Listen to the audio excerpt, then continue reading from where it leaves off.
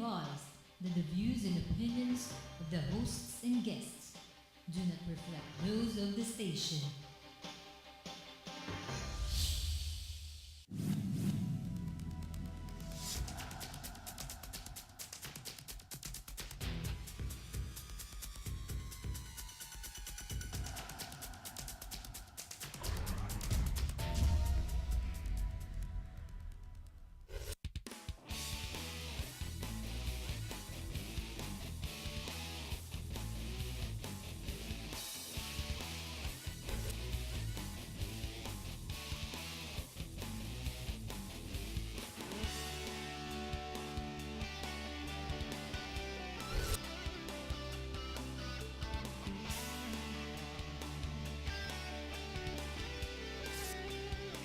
You are what you watch. Hello, my name's Harry Tambuatco. Wait, hold on. My name's Harry Tambuatco, and it's not an Aquino. Should that make sense to you? In reality, if I'm not mistaken, we live in a democracy. We enjoy our freedoms. We have our surnames. But if I'm told that I am not an Aquino because the Aquino is the presidency, hold on, I resent that. I realize the president and his administration has captured what we call fiscal dictatorship. Must I lose my freedom, my name, because the last name of the president, what, royalty now? Is that where we're going towards? Are we going towards a new form of dictatorship, like those in Asia whose families will stay in rule for hundreds of years? There's something very wrong. And this issue that just came out last week between the Romualdeses and the Aquinos, there's something very distasteful. I also have another issue, and I resent it. I am appalled by the statement the President made in Japan. Bahala na si Lord sa inyong mga nagkikritisismo. Ladies and gentlemen, a responsible citizen has to ask questions, be it for or against. It is what we call being a body politic. There is something very wrong when you see something that's incorrect and we let it go. However, this is a Filipino trait. Ganun tayo mga Pilipino eh. Okay na yan, sige na lang para wag na magulo. No, it's wrong. If you want to be a responsible citizen, you stand up to what is incorrect. For example, is it correct to raise electricity prices 300% and all the power generation shops close down and do maintenance all at the same time? Tell me this is not collusion. Tell me there is nothing wrong with the taxes that are keep going up and up. Tell me there's nothing wrong with the price of water that keeps going up. Tell me we have no issues with mining and that there is no real open pit mining and yet it's all over the country. Tell me we have no issues with the COMELEC. There are so many issues going around that we need to actually exercise our right as a citizen. And if you don't, that means you've given up. And you are no good, you are useless. It does not mean I am anti-administration or anti-Pinoy just because I question. No, I'm being a responsible citizen. Now, if you tell me we no longer have a democracy and that we no longer have our freedoms, okay, I will shut up. Either I shut up and abide by the rule of the gun and the authority the administration will yield, or I can choose to leave and go up to the mountains. Di ba? Ganun naman nangyayari eh. But to tell me, bahala na si Lord sa iyo kasi we criticize you. Ano kaya baliktarin ko? Bahala na kaya ang Lord sa iyo. Kasi kaawa-awa ka, ang dami mong mali. Ladies and gentlemen, just because I criticize does not mean I'm totally against. Now, we talk issues, not personalities. Like the saying goes, if the kitchen gets too hot, please get out of the kitchen. I did not ask to run for the presidency. You did. It was also you who promoted, we are the bosses. Now you must listen to your boss. There are a lot of issues going around. Just this morning, a new issue came out in the internet. I can't believe this. In Alabang Zapote Road, they have a project with DPWH where they are going to install new street lights, lamp posts. Ba, okay yun. Pero I thought, hey, doon ako nakatira, maliwanag naman ah. They're gonna put them 1 meter apart. In other words, ito isang poste, dadagdagan. Bakit? Ang dami naman lugar kailangan ng poste. No, they will put the new ones in Alabang Zapote Road, where just down the road, maybe 5 kilometers down the road, you have San Pedro, and they require street lamps. Doon na lang nila i-recycle. There's something wrong there, di ba? Ano kaya, malakas ang politics sa munting lupa? Either way, we have to bring up these issues. And if you decide to keep quiet, don't blame me and tell me all sorts of things because I open my mouth. I do my part. I'm a Filipino. Are you? Or you're just sitting there watching it, and let's change the channel and watch a music show. Educate yourself. Critical thought, that's important. But likewise, act on it. Be a responsible Filipino. Ladies and gentlemen, we're going to talk about a number of issues in this program. And it's not necessarily because we are anti or pro. We are pro-Philippines. It stops there. We are pro-employment. We are pro-environment. Para sa Pilipino, para sa bayan natin. Not necessarily the person, the administration, or whatever. But let's give it due respect. We have one president. We need to abide by our president, at least until 2016, until the next election comes. We'll talk in this first topic about rehabilitation in the Visayas, which is very important. It's current events, it's top of the news, it's the world's biggest issues right now, where it was a week ago. And we're going to talk specifically Agri-Rehabilitation. With us, I've introduced him to you a number of times. He's a man known in the country. He's been in politics. He's been a very strong body politic, and he's proven himself by participating, acting without fear. Pastor Boy Saycon. Hi, Pastor Boy Saycon. Hi. Kamusta, Boy? And thank you for being in this show. Sorry yung intro ko, may mabigat ng konti. Inaano ko lang. So It's always an honor, Harry, to be here and try to help you give the part of how we perceive the events, the issues that now befalls the country. But your participation over the years, going back to Ramos' time, even GMA's time, you have kept your cool, you've kept your patience, but you've managed to always stay there and give your points of views. Yeah. And you've always helped every administration, sometimes sounding like anti, but not. Because like you, like me, para sa bayan, di ba? Tama. Ay, alam mo, pagka dumating yung oras na yung pagmamahal mo sa bansa mo, your love for country, and the care for your people is the issue, then it knows no political bounds. Yon, the word political. Political bounds. We are now beset by the greatest debacle of the history of this world, which is what happened in Tacloban. No, yung Yolanda. And we have to accept the truth, that the government suffered a lot of negative reaction, not only from the local, but from the foreign media. And we, as peaceful, loving, and caring people of the country, we must do something about it.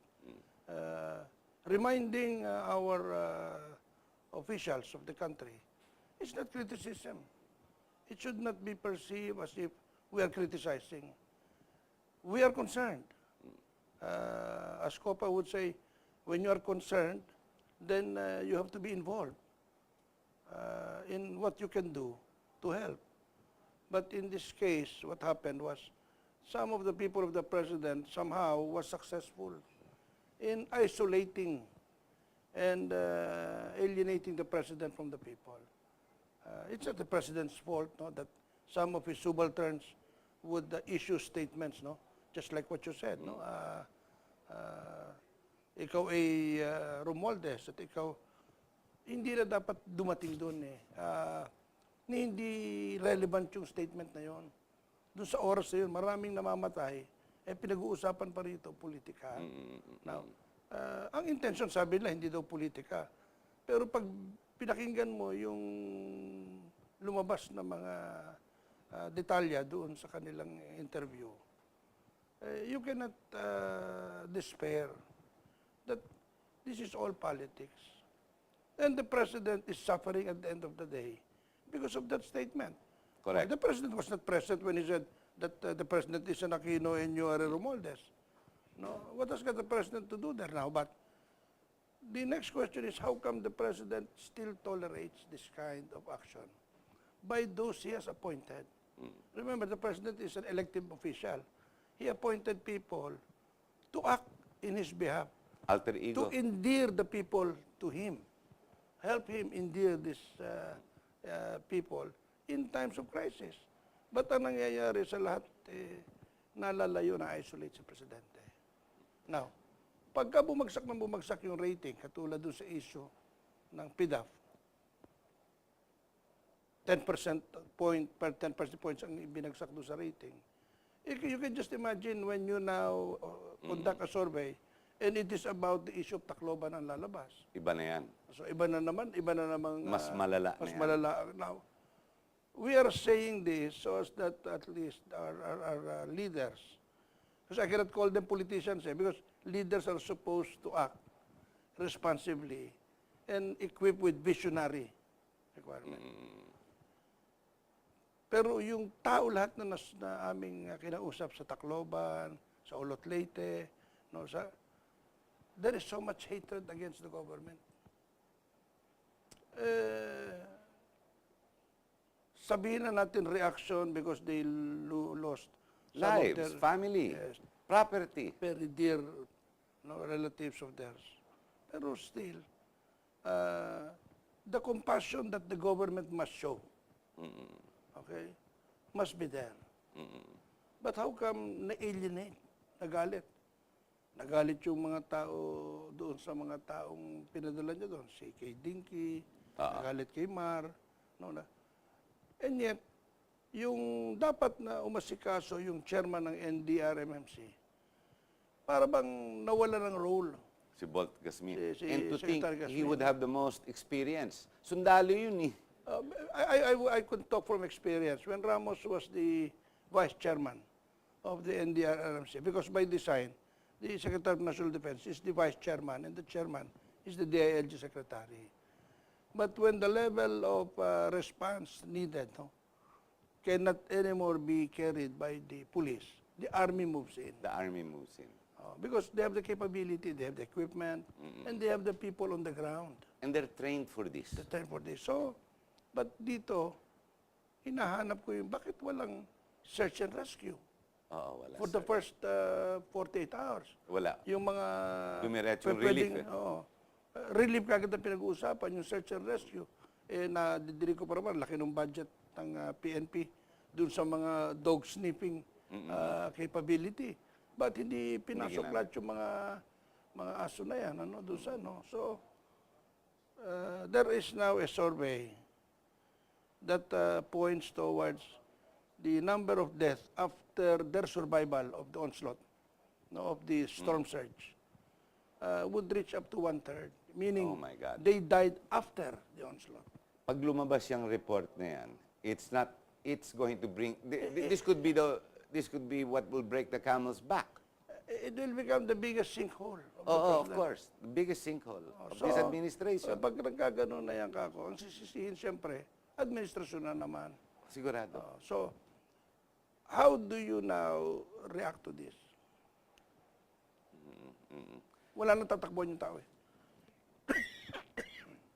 Local government, local representatives who prevailed regardless of the adverse reaction or treatment by the administration, like Lucy Torres came out 2 days after the event, complaining that they were being bypassed because they were not belonging to the same party. And then, relief goods, for that matter. Wala na nga tayong search and rescue, dumiretso na tayo sa relief, pumasok ang international help, di ba? So, all the more, pumasok na sa relief. Anong nangyari? Naging politika pa. Now, I don't understand, but okay, this has been discussed. Let's go on to the next issue. Nasa dyaryo lahat yan. We discuss it every day. Let's talk about this new strategy called rehabilitation. Never mind, since Senator Ping Lacson is not yet in the picture, he's slowly coming in. What concepts do you have on this agri-rehabilitation? What did you come out with? No, we had a discussion with some of the people of Congressman Pepin Coangco, who is the author of the ARCs, yung tinatawag na agricultural communities, no? Rehabilitation. That the approach in Tacloban and in the outlying area should be how to create a livelihood for them. Correct. Kasi Livelihood ang importante. itatayo lang po natin sila ng bahay, then what? Oo. No, wala ding livelihood. Na-devastate yung land. So immediately, the rehabilitation is not only on the housing, but on the ability for them to stand up and become self-reliant and self-sufficient. The productivity has to be injected in the rehabilitation program. So, it's really the farms, since the whole area is basically farming. It's agricultural. 80-90 agricultural lahat Yes. yan eh. So, yun ang unang dapat i-rehabilitate at this point. Pero, first, you have to take them out of the... Tama naman sinasabi nila, they have new rules. You cannot live so many meters away from the water. Kasi pag tumama uli ang tsunami o storm surge, di ba? Tama nga naman. Tama rin. No, Pero maraming sensitivities. Just the other day, I heard naman na perhaps si Robin Padilla and his brother. Linalaban niya yung mga, what do we call these people who live on water, on the stilts, on water. Badyaws. Ang mga badyaw. Ang mga badyaw, hindi mo pala pwede dalhin niya sa loob ng inland. Mamamatay. Correct. Sanay sila sa tubig, doon ang hanap buhay nila. Regardless of these issues. But government has to face these consequences of what you call conflicts, di ba? Kasi may mga conflict yan. You cannot put an inland person into the water and vice versa. And then the kind of crops as well. Kung anong gusto mo, hindi rin pwede. So, the rehabilitation requires some type of a person with competence. Again, first with agriculture. Correct me if I'm wrong. Correct. Oh. Hindi pwedeng, hindi, ito tayo natin dyan. Ito housing. It doesn't make sense eh. Then what does he do after having a house? It seems the incompetence in the leadership continues to stay with this government rather than get professional help from others. Parang yun ang basa ko.